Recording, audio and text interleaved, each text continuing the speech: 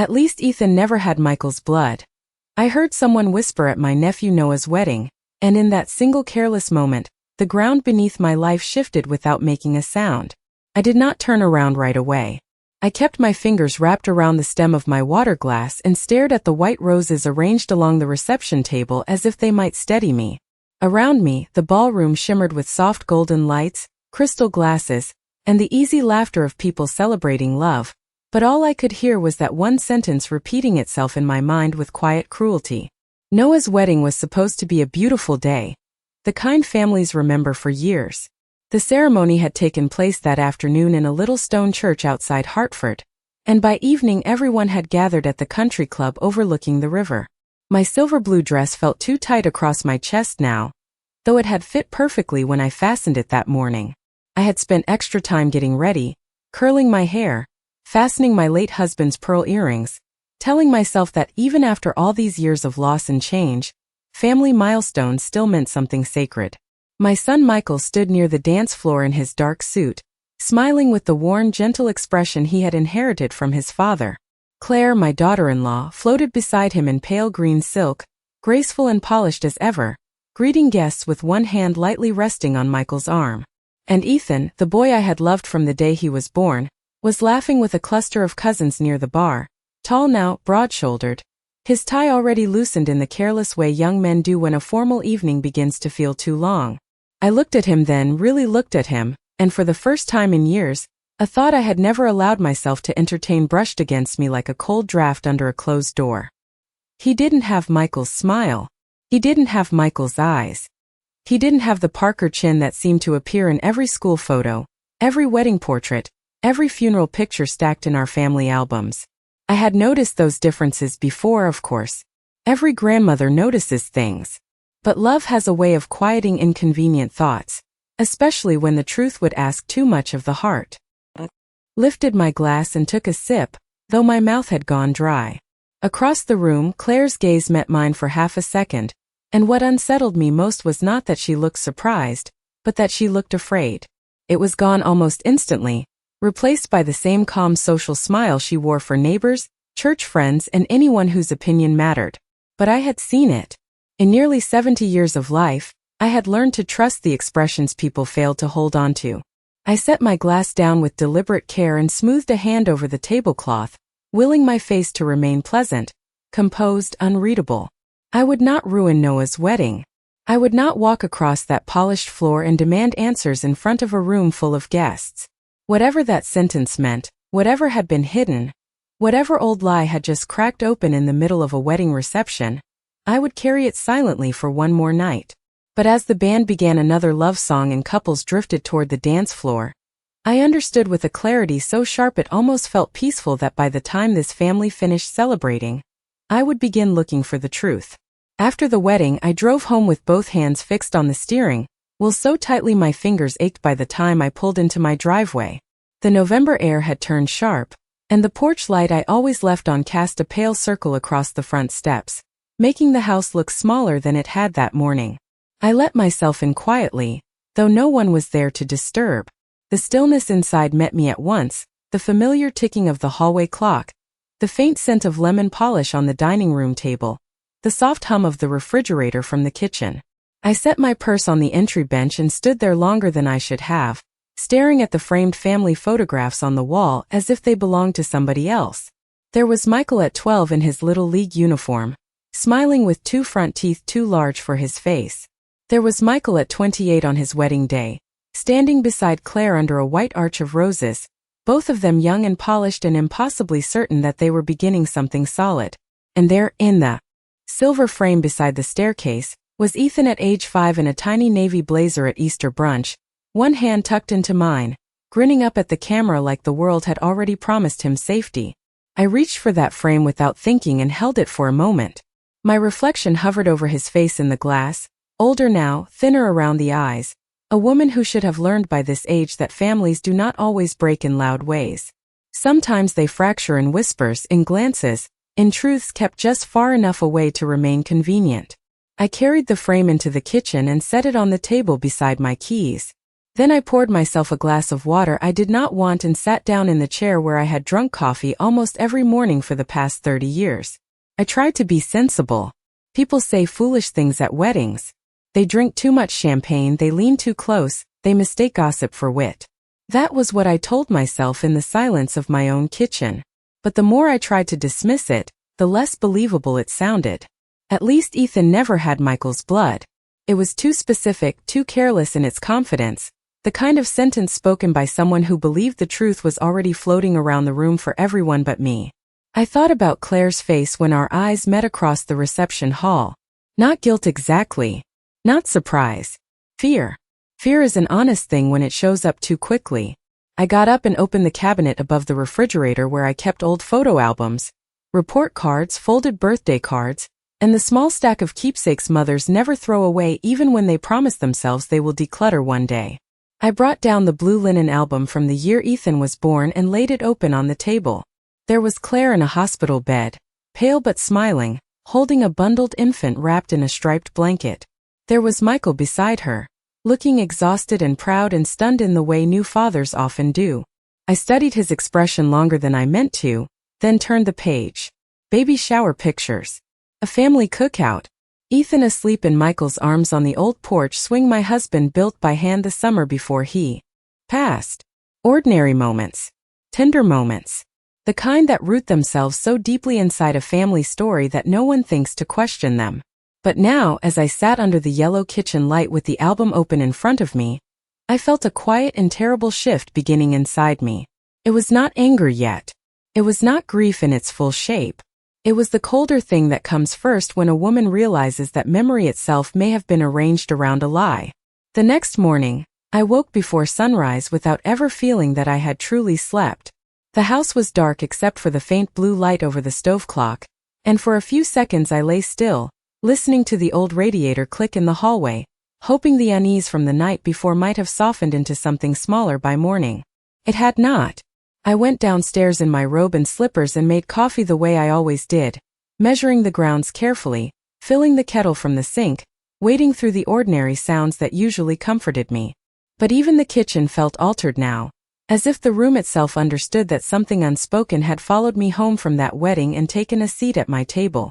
I opened the blue album again while the coffee brewed, turning pages more slowly this time.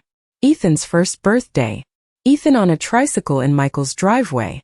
Ethan in a little red sweater at Christmas, Claire beside him with that polished smile of hers, one hand on his shoulder, the other resting lightly on Michael's arm like she was claiming a place that had already been secured.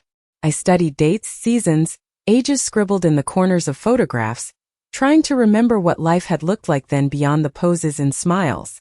Michael had been traveling constantly during those first years of marriage. I knew that much. He worked for a consulting firm back then and seemed to live out of garment bags in airport terminals. Denver, Columbus, Phoenix. Long weeks away, quick weekends at home, phone calls cut short by meetings and delayed flights. At the time, I had admired his determination. He wanted to build something stable. He wanted to give Claire and the baby a good life. The word baby settled heavily in my chest now. I carried my mug to the small desk by the den window where I kept old calendars, insurance papers, and tax folders stacked in neat labeled rows. I am not a chaotic woman. I have always believed that when life becomes painful, the first useful thing to do is put the facts in order. I pulled open the drawer marked family records and found the yearly planner from the year Ethan was born. My own handwriting stared back at me from every square. Doctor appointments, church luncheons, Michael's work trips, Claire's baby shower. The Sunday dinner I had hosted 2 weeks before Ethan arrived. I traced the dates with one finger, not quite ready to understand what I was seeing, then checked again. Michael had been in Denver for nearly 3 weeks that spring. I remember because I had watered the azaleas at his house while Claire stayed with a friend closer to her obstetrician. She had said she did not want to be alone. Back then I thought that sounded reasonable. Back then I thought many things were reasonable. I sat back in my chair and looked out at the bare maple tree in the yard, its branches thin and gray against the pale morning sky. One missing piece does not prove a lie. I knew that. Life is not a courtroom, and memory is not always clean. But dates have a way of refusing sentiment. They sit where you left them. They do not adjust themselves to protect your feelings. I took another sip of coffee and reached for my phone, then stopped. I did not want to call Michael. Not yet. He would hear something in my voice. He has always been able to. And I was not ready to hand him suspicion when all I had so far was a whisper, an expression, and a calendar beginning to tell an uglier story than I had ever imagined. By noon I had convinced myself to stop digging at least 3 times, and by 12:15 I was standing in the hallway closet searching for an old storage box I had not touched in years. That is the nature of doubt once it finds a foothold. It does not shout. It quietly rearranges your day, until you are no longer living inside your routine but inside a question. The box I wanted was on the top shelf behind winter blankets and a broken lamp I had meant to throw away last spring. It held old receipts, church bulletins, travel itineraries, and the sort of papers women my age keep because we were raised to believe that someday every detail might matter. I carried it to the dining room table and began sorting through it piece by piece. Most of it was harmless. Grocery lists. A program from Noah's high school graduation. A sympathy card from the month after my husband passed. Then I found what I had half remembered and half dreaded finding. A folded copy of Michael's old flight itinerary from that spring. The one he had emailed me because I was supposed to bring in his mail while he was away. Denver departure on a Monday. Return delayed twice. Home nearly 3 weeks later on a Thursday night. I laid that paper beside the planner and felt the room go still around me. Claire had announced her pregnancy the following Sunday at my Easter brunch. She had worn a cream cardigan and pearl earrings and laughed when I cried and hugged her. Michael had looked stunned, delighted, maybe even relieved, as if the news had given shape to a future he had been working too hard to picture. I remembered the glazed ham cooling on the counter, the tulips in the blue vase, the way Claire had placed Michael's hand over her stomach with such careful timing that everyone at the table had leaned into the moment exactly as she intended. At the time I thought it was sweet. Now that memory sat before me with a different expression. Not false exactly but arranged. Too smooth. Too practiced. I closed my eyes and let the whole season drift back in fragments. Claire had been unusually protective of dates back then. She corrected people lightly when they guessed how far along she was. She changed obstetricians once and said the first office had made her uncomfortable. She refused a baby shower game involving family traits, laughing it off as silly. Tiny things. Harmless things. The kind you forget because you are trying to be supportive and because a woman carrying a child is granted a great deal of grace. I had given her that grace gladly. I had defended her more than once when other relatives called her guarded. I said she was private. I said young women did not owe us every detail. I said love required room. Looking back, I do not know whether I was generous or merely convenient to deceive. The telephone rang then, sudden and shrill enough to make me flinch. It was Lydia Hayes. I almost let it go to voicemail, but something in me had already begun expecting her. Lydia and I had known each other for over 30 years through marriages, holidays, church suppers, and funerals. She was not a dramatic woman. She was careful with her words and even more careful with gossip, which was why, when I answered and heard the strain in her voice, my hand tightened around the receiver before she had even said my name. She asked if she could stop by for a few minutes. She said there was something she should have told me a long time ago. I looked down at the itinerary, the planner, the stack of photographs spread across my table like evidence from a life I thought I knew, and for the first time since the wedding, I understood that whatever had started with a whisper was no longer living only in my imagination. Lydia arrived 20 minutes later in a navy coat buttoned all the way to her throat, though the afternoon was not especially cold. That was the first thing I noticed. The second was that she had not put on lipstick, which for Lydia Hayes was as unusual as arriving without shoes. She stepped into my kitchen, glanced at the paper spread across the table, and let out a breath that sounded older than she did. I offered coffee. She shook her head. I offered tea. She shook her head again. Then she sat down across from me, folded her hands, and looked at the blue linen album as if it had accused her of something. For a moment neither of us spoke. The clock above the stove ticked on. A car passed outside. Somewhere down the block, a dog barked twice and went quiet. Ordinary sounds. Ordinary day. But the air in that room felt tight, as though the truth itself had entered before Lydia did, and was waiting for one of us to acknowledge it. When she finally spoke, her voice was low and careful. She said she had tried to tell herself for years that it was not her place. She said people see things out of context all the time. She said a family can survive many things, but not every truth arrives with mercy attached to it. I did not interrupt her. At my age, I have learned that when someone circles a confession, the kindest thing you can do is let them find their own path toward it. Lydia looked down at her wedding ring and turned it once around her finger. Then she told me that the spring Claire became pregnant, she had seen her leaving a small motel off Interstate 84 with a man who was not Michael. She had been driving back from visiting her sister in Bristol and stopped for coffee because she was tired. Claire came out of one of the side doors wearing sunglasses and a scarf, even though it was warm outside. Lydia recognized her immediately.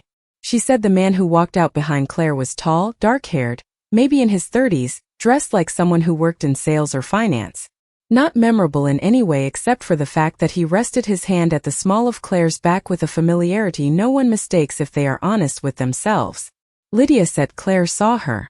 Their eyes met for a second across the parking lot. Claire froze, then smiled the way people do when they know they have already been recognized and decide charm is the fastest weapon available. She walked over, said she was meeting a friend about a nursery furniture discount, and laughed as if the whole thing were silly. Lydia said she wanted to believe her. She truly did. But 2 weeks later Claire announced the pregnancy, and the timing never sat right in Lydia's mind again. I sat completely still while she spoke, my hands folded in my lap so she would not see them tremble. The hurt came slowly, not like a blow but like cold water filling a room 1 inch at a time. Lydia looked at me with tears she kept refusing to let fall and said she had stayed silent because Michael looked so happy, because Ethan was innocent, because once a lie roots itself inside a marriage and produces a child everyone loves, the truth begins to feel less like justice and more like destruction. I understood what she meant. And yet, as I looked at the planner, the itinerary, and the photographs spread across my table, I understood something else with equal clarity. Silence had not protected my son. It had only protected the lie. After Lydia left, I did not clear the table right away. I sat there with my hands folded and listened to the house settle around me, the old wood in the ceiling shifting softly as the afternoon light thinned across the floor. I had always believed that when the truth finally arrived, it would feel sharp and undeniable. Instead, it came in layers. First shock, then grief, then the slow, humiliating realization that while I had been guarding everyone's comfort, someone else had been arranging my son's life around a false foundation. I stood and carried my empty coffee cup to the sink, then returned to the dining room with the strange steadiness that sometimes comes after a bad diagnosis. My mind did not race. It narrowed. I gathered the planner, the itinerary, and the album into neat stacks, then pulled a yellow legal pad from the buffet drawer and began writing down dates. Denver trip. Easter brunch. Pregnancy announcement. First ultrasound. It looked almost absurd laid out in my own handwriting, the history of a family reduced to clean lines and bullet points. But facts have their own dignity. They do not plead. They do not soften themselves for the sake of harmony. As I wrote, other memories began rising from places I had not examined in years. Claire insisting Michael add her to every account after Ethan was born because she said motherhood had made her anxious about security. Claire discouraging him from changing jobs because the benefits package was too good to lose. Claire laughing whenever anyone mentioned how little Ethan resembled the Parker side of the family, always with a quick answer ready, saying he had her grandfather's eyes or some distant cousin's coloring. At the time those things felt like normal family talk. Looking at them now, I saw something colder underneath. Not panic. Preparation. The careful maintenance of a story that could not withstand close attention. I went to my desk again and unlocked the small metal file where I kept copies of wills, insurance policies, and the property records my late husband had taught me never to ignore. Michael had always trusted too easily with paperwork. That was one of the reasons I worried when he married young. He had his father's tenderness but not his caution. I found a few old financial forms he had asked me to keep for safekeeping years ago, mostly because Claire said their home office was too cluttered. Her name appeared everywhere after Ethan's birth. Joint decisions, joint authorizations, joint ownership on things that, before then, Michael had once spoken about protecting carefully. I was not looking for scandal in those documents. I was looking for pattern, and pattern was exactly what I found. Claire had not simply stepped into my son's life. She had organized herself inside it. By the time the grandfather clock in the living room struck 5, I had filled 3 pages of notes and reached the part no mother ever wants to face. This was no longer only about betrayal between husband and wife. It was about the years Michael had spent giving his loyalty, his earnings, his name, and his future to a story he had never been allowed to question. Ethan remained blameless in all of this. That truth mattered to me deeply. Whatever blood ran in his veins, he was still the boy who used to fall asleep on my shoulder during Christmas movies, still the teenager who once shoveled my driveway without being asked after a January storm dropped 8 inches of snow overnight. But innocence in one person does not erase deception in another. I looked out the window at the early evening settling over the yard and understood that I could not keep circling this quietly forever. I needed more than memory and suspicion.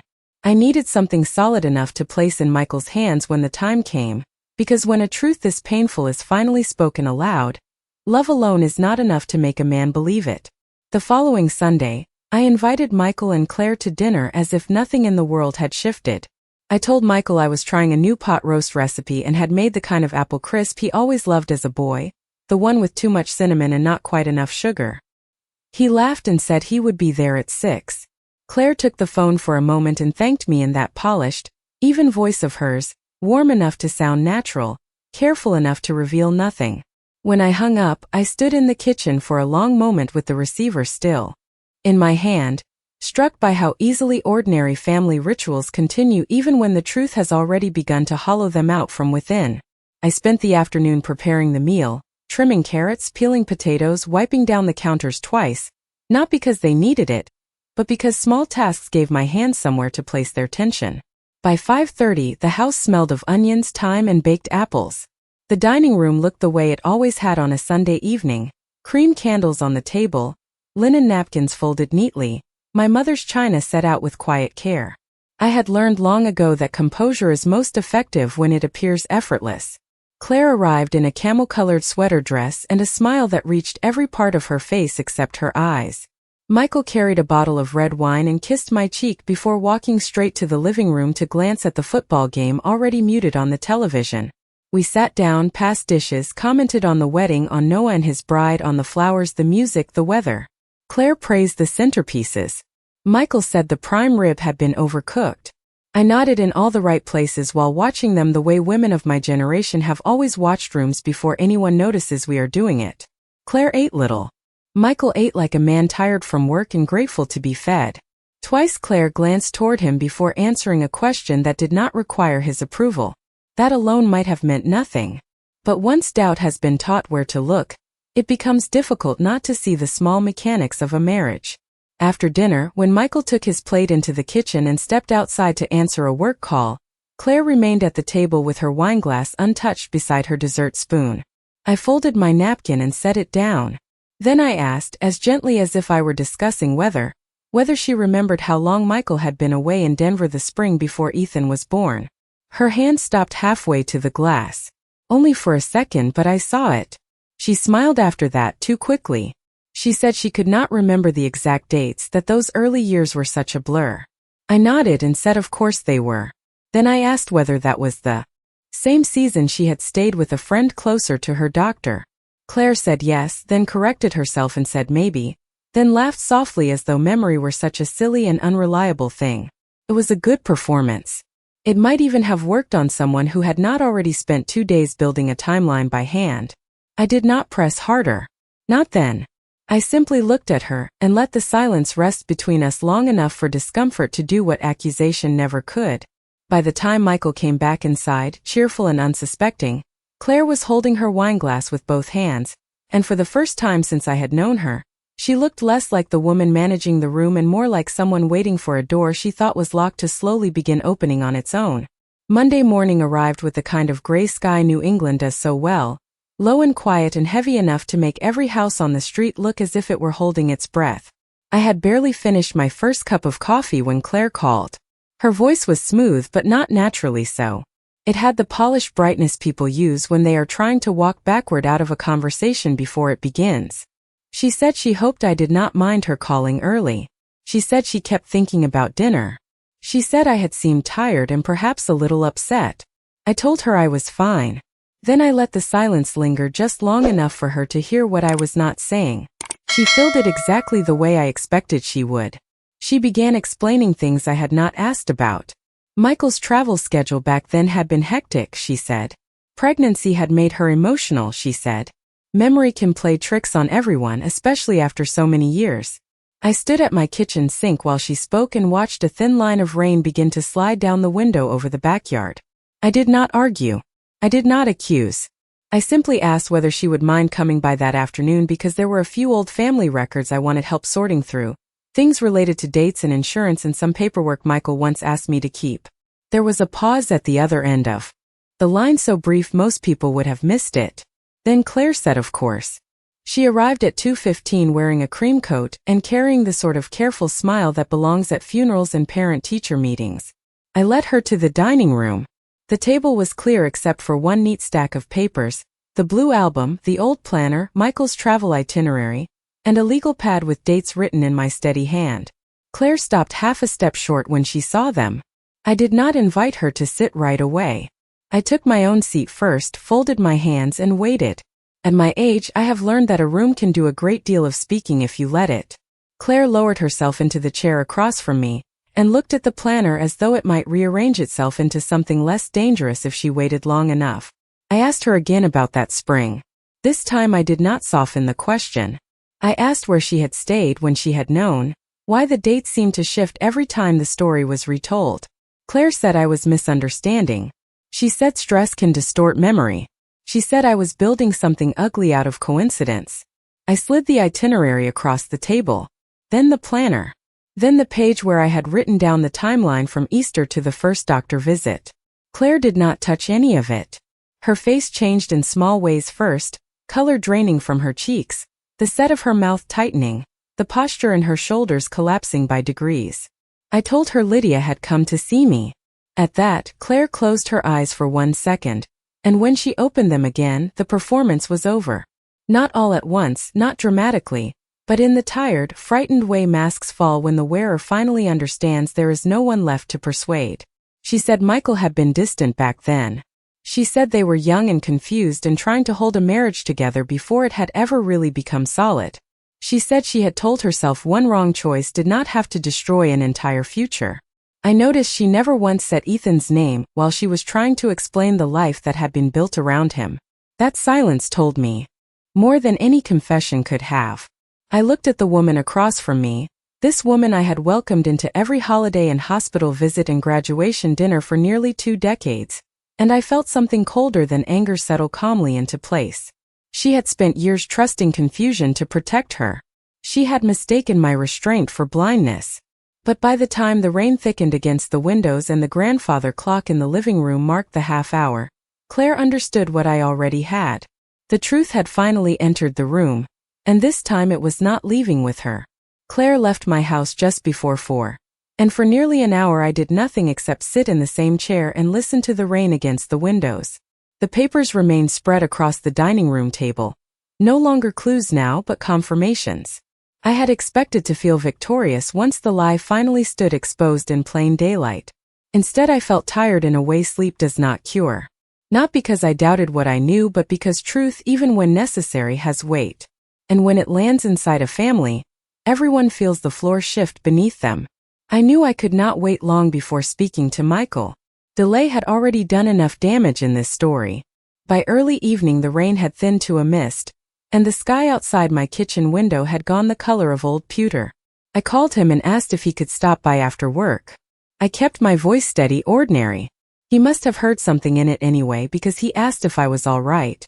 I told him I needed to discuss some family records with him in person. He arrived a little after 6, tie loosened, coat damp at the shoulders, concern written plainly across his face.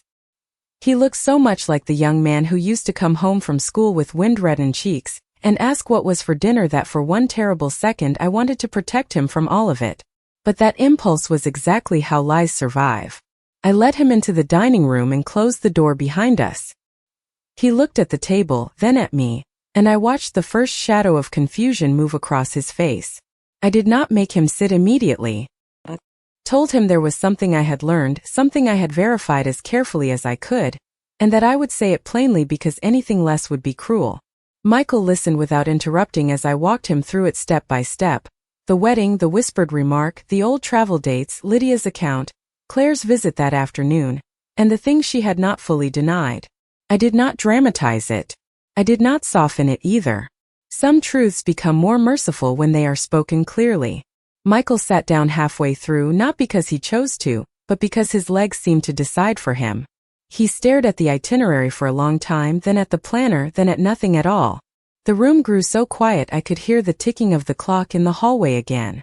When he finally spoke, his voice was lower than I had ever heard it. He asked whether I was certain. I told him certainty is a rare thing in this life, but deceit leaves patterns, and I no longer believed this one could be explained away. I also told him that whatever came next, Ethan was not to be treated as if he had done something wrong by being born into a lie made by adults. At that, Michael covered his mouth with one hand and looked down, and I knew the deepest wound had already found him. Not pride. Not money. Not even betrayal in the ordinary sense.